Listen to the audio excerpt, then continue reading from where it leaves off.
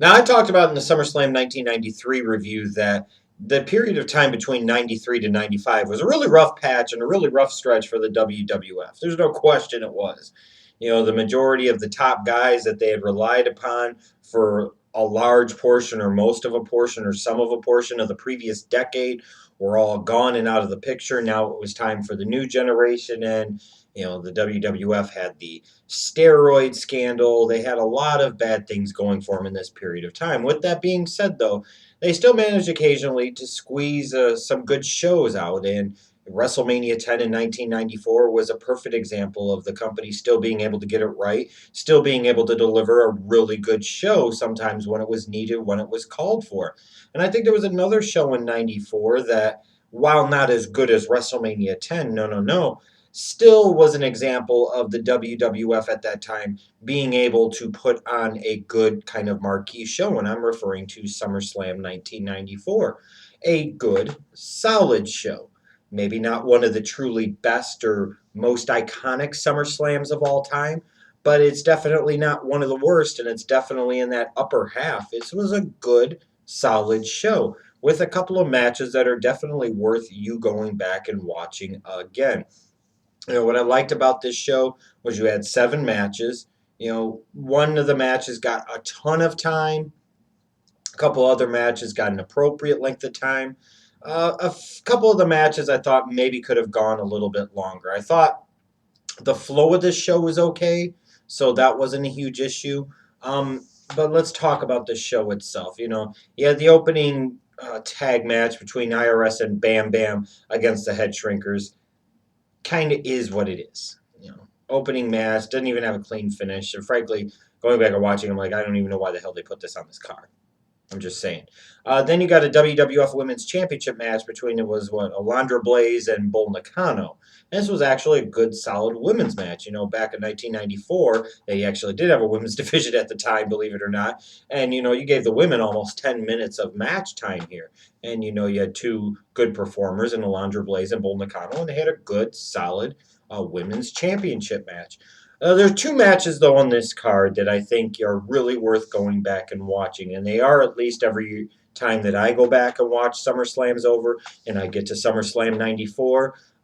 One match is the Intercontinental Championship match between Razor Ramon and Diesel, and there are many different reasons for this. First, of course, to me, has to be the fact that the show was in Chicago, if you will, and Walter Payton was there ringside, and he took part in this. When Diesel is taking the turnbuckle off and he's pointing this out. And then, later on, Shawn Michaels is sitting there telling him, yeah, do it now, do it now. It's like, what an ass. He's not even trying to hide the fact he's trying to coach Walter and what to do. And for a Bears fan like me and a huge Walter Payton fan like me, obviously this is a match that has its own special place in my heart. But it also earns that special place in my heart because this was a good Intercontinental Championship match. I think a lot better, frankly, than the one we got at SummerSlam '93. I'm going to say that. And it's funny, for all the crap that Kevin Nash gets and for all the shit talking that people do about him having 5 or 6 moves, if you count the hair flip, Jim Cornette, I think it's unfair to say that Diesel didn't have some decent matches in the WWF. I think it's unfair to say that.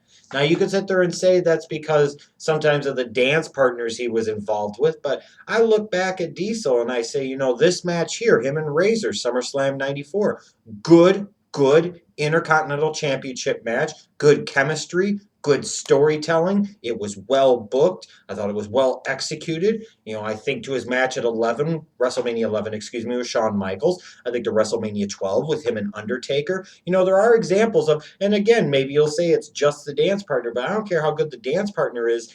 The other partner, they got to be able to dance a little bit too. And I think sometimes Kevin Nash gets a bum rap and a bad reputation for always being crappy in the ring. And if you go and watch this match, you'll sit there and say, well, this isn't that bad. This is actually a solid match. And this match, still 20 years later, I think holds its value. Razor Ramon beat Diesel here to become the Intercontinental champion, excuse me. And like I said, a good, solid IC title match. And I think better than the IC title match we got at '93 with Shawn Michaels and Mr. Perfect. Just saying. One thing I didn't, there were a couple of things I didn't like about this show. One, I always remember going into it that, even as a kid, Tatanka was sitting there accusing Lex Luger of joining Ted DiBiase's Money Incorporated, his $1 million corporation. It was going on and on and on. And I'm sitting there even as a 13-year-old kid, and I'm saying, Tatanka's just saying this because he's the one that's actually going to join, and this will probably be stupid. And lo and behold, it was. This match between Tatanka and Lex Luger was pretty stupid. I think it was one of these clear cut examples of the WWF overcomplicating things and missing the boat with both guys, because Tatanka was a guy at one point in time that had a lot of momentum, a lot of steam. He had a long winning streak, should have, in my opinion, won the IC title back at WrestleMania 9. He was over with the crowd. And now you've got him here taunting Lex Luger, talking about how his buddy has joined with DiBiase, and all the while he's doing it. And then you look at Luger. Here's a guy that main evented SummerSlam 93. Here's a guy that wrestled Yoko for the title at WrestleMania 10, a guy that was a co-winner of the 94 Royal Rumble. And here he is at SummerSlam 94, freaking wrestling Tatanka. And I always wondered, maybe it should have been Luger all along that joined with DiBiase. Maybe it would have given him a better direction, because in my opinion, I always thought Luger worked better as a heel, because back at that time, he was kind of aloof, he was kind of arrogant, he's kind of a prick. And I think that makes for a perfect type of heel. I always thought going with him as that All American babyface was really going against the grain. Maybe the narcissist heel gimmick was the best way to go with him, but I thought total package Lex Luger type of heel, I always thought that was a great direction for his character. And the WWF here, I think they really missed a good opportunity to do something different with Luger's character, and they went with Tatanka. It's just so many types of off, but not the only thing that was really off about this show. Speaking of things that were off, Jeff Jarrett beating Mabel had no business fucking happening and should have never freaking happened. Mind you, this is the same Mabel that by the time you get to SummerSlam 1995, he's wrestling for the freaking title. Just keep that in mind.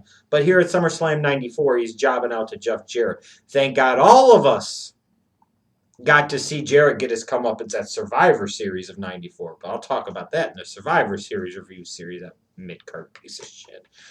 Of course, it shouldn't be any surprise that the storyline of 1994 produced the match of 1994.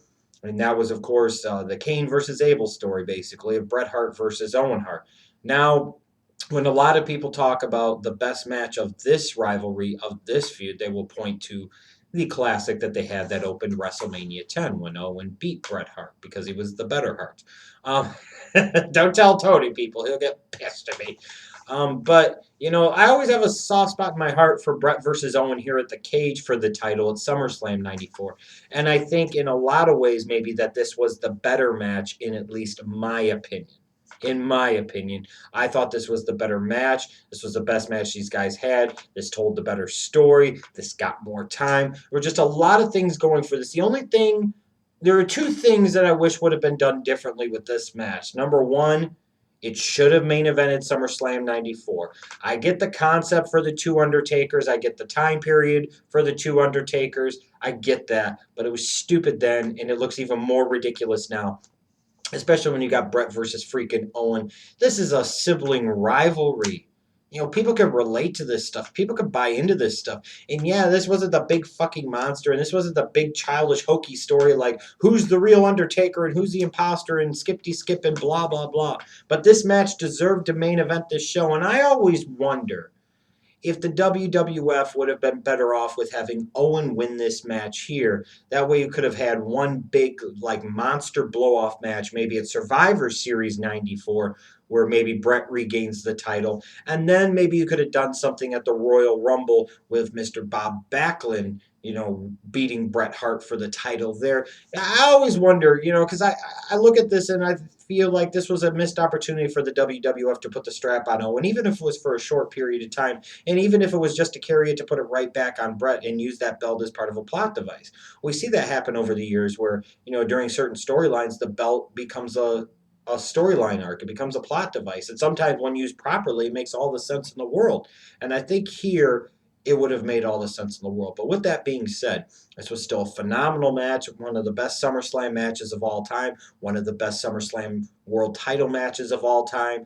And, you could make an argument that maybe Bret Hart is Mr. SummerSlam. When people talk about Shawn Michaels or Taker, maybe Hogan being the Mr. WrestleMania, you look at SummerSlam and you look at some of the great matches and big moments and spots that he's been in and how well he delivered. You could definitely make an argument that Mr. SummerSlam is Bret Hart, and this match here definitely adds to that. There's no question about it. But of course, the main event of SummerSlam 1994. No, it wasn't the appearance of Abe Knuckleball Schwartz sitting there saying, "I'm."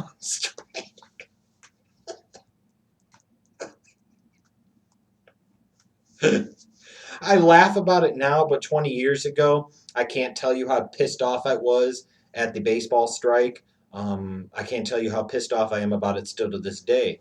I think, in a large way, it killed some of my innocence towards the game of baseball and some of my love for the game of baseball, and it never fully, truly recovered. So, fuck the WWF at the time for making fun of that strike with Abe Knuckleball Schwartz, the fucking Brooklyn Brawler. And fuck the WWF, by the way, for giving us this main event of The Undertaker, the real Undertaker, versus the Brian Lee Undertaker. Oh, God. This is hokey, living in the golden era when it's the new generation Vince McMahon WWF crap. This was bad. This was just dumb. I'm sorry. This was bad. It was bad on so many different levels. When you're sitting there and you're constructing a SummerSlam card, you really think Undertaker versus Undertaker is the match that should main event? You think this is a storyline that you need to devote a long period of time to for your big summer show? I don't think so. This is one of the worst main events in SummerSlam history, and I think it definitely has earned that mark over the years. This was just bad. It was a dumb concept. It was a dumb idea, and it was even more ridiculous that it actually finished the show. I probably wouldn't think as poorly about this if this actually would have went on in the middle of the show, or if it would have at least went on before Bret versus Owen. But the fact that this match had to follow Bret versus Owen in the cage for the title, and the fact that Bret versus Owen in the cage for the title, and the storyline that they had that was clearly the storyline of 1994 in all of the wrestling business, mind you, not just in the WWF, had to sit there and take a back seat to Undertaker versus Undertaker is just ridiculous. Now, with that said, like I said, a lot of the things about the show I still did like, even if it had some things that bother me. And I think a good women's match, a really good Intercontinental Championship match, and a classic cage match between Bret and Owen for the WWF Championship makes this a show that you should consider going back and watching. Like I said, not one of the 5 best SummerSlams of all time, but a SummerSlam that you could find it to be relatively easy and enjoyable for you to sit through for 3 hours.